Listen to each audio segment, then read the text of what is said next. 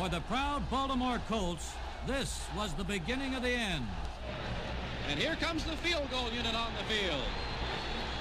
It'll be a long one. 42 yards. Slight angle from the left. Now they may make it 43 now as Franklin eases back. Here's the snap. The kick is in the air. It's far enough. It is good! But for their opponents, the underrated Cleveland Browns, this was the end of the beginning. Flip to Jim Brown, turning left end. He's to the 40, 45, 50, 45, 40. Jim Brown to the 30. He's to the 20. Jim Brown is down on the 17-yard line. A beginning which started 2 years earlier under the combined dynamic ownership of Art Modell with the expert field leadership of Blanton Collier. Here is Ryan to throw. He's chased out of the pocket. He fires to Collins. Touchdown for the Browns!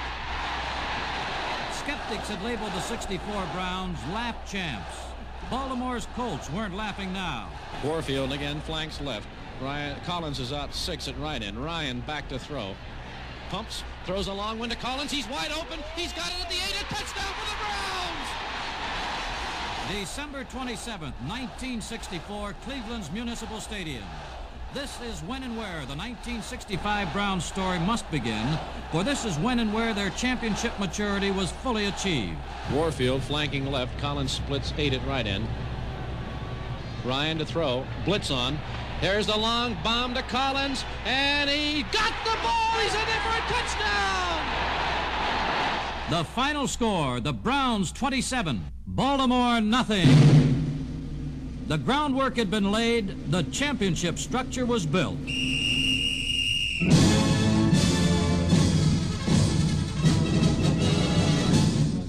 The success of this year's 1965 Cleveland Browns unofficially began during that memorable 1964 title game with Baltimore. The Browns had beaten the best to become the best. Now, to remain the best, Coach Blanton Collier's sound philosophy for 1965 was to take each game one at a time. How well they succeeded is now National Football League history. From the moment their 65 campaign was launched, September 19th, in tropical 90-plus degrees heat at Washington's D.C. Stadium. Bob Jenks on the approach. There's the kick of the season is underway, and it's taken 1 yard deep in the end zone by Kelly. He's out to the 10, left sideline, 15, gets slipped and falls down the 18-yard line, and Jenks is the man who hit him. Until its successful climax, November 28th, in near-freezing temperatures at Pitt Stadium.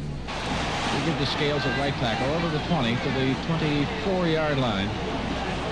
It's a first down, and there's the gun. The ball game is over. Their road to repeat victory was traveled in true championship tradition, one at a time.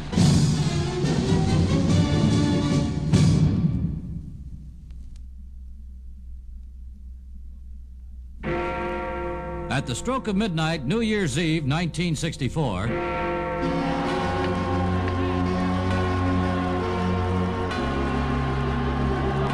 1965 was ushered in, bringing with it new hopes, new disappointments, and new challenges to the newly crowned 1964 world champion Cleveland Browns. Now it's July.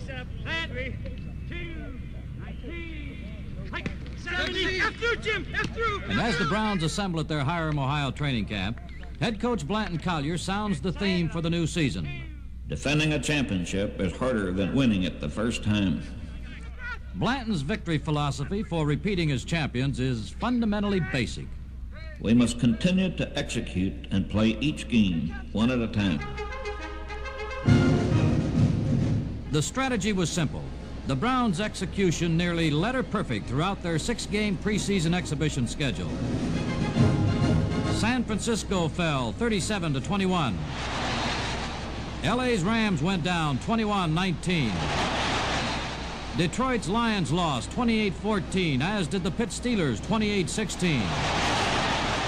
Only the Green Bay Packers placed a higher total on the scoreboard at game's end. The Browns won 5 of 6 exhibition games, including their August 6th inaugural 24-16 win over Otto Graham's College All-Stars in Chicago.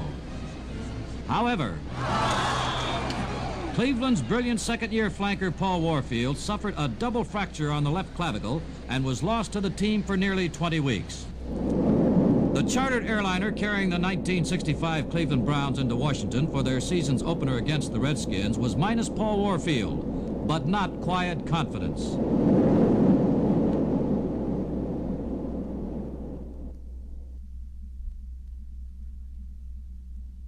September 19th, Washington's D.C. Stadium.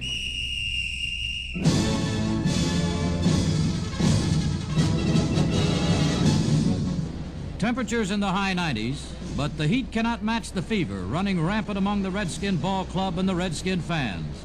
Both factions feel this is to be their year. Scoring thunder strikes in the first quarter, but it's the toe, not the tomahawk. Bobby Franklin now will kneel. He's spotting it at the 19.5, closer to the 20. We're going to call it the 20. Ball down, kicks in the air, and it is good. First score of the year. Browns 3, Redskins nothing. The experts reason Paul Warfield's absence could be disastrous.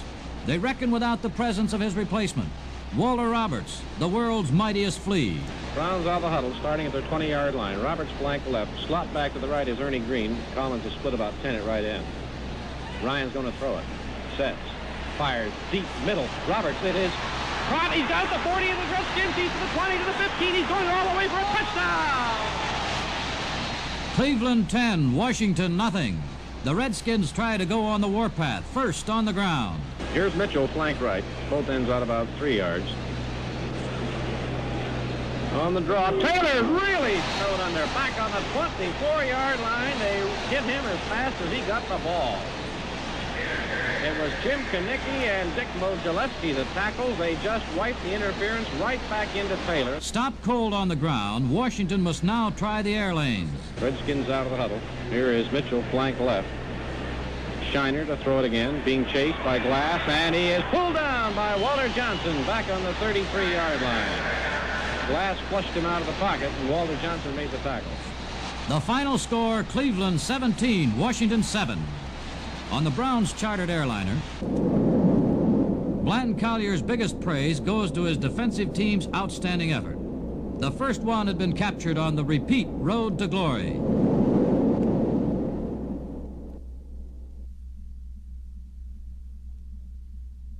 September 26th, Municipal Stadium in Cleveland. And for 80,000 Cleveland Browns fans, this is a red-letter day.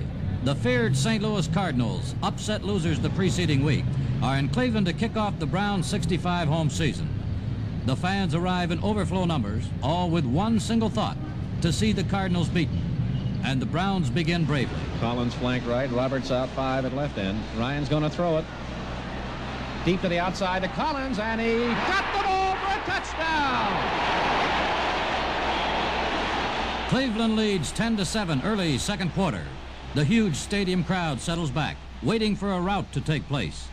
One starts, unfortunately, on the very next play. Woodson and Silvestri back in double safety. Woodson's in the end zone. Here's the kick by Groza. That's going a little bit short, but not much. Taken on the 2-yard line by Woodson to the 10-15 right sidelines. He gets one opening at the 30.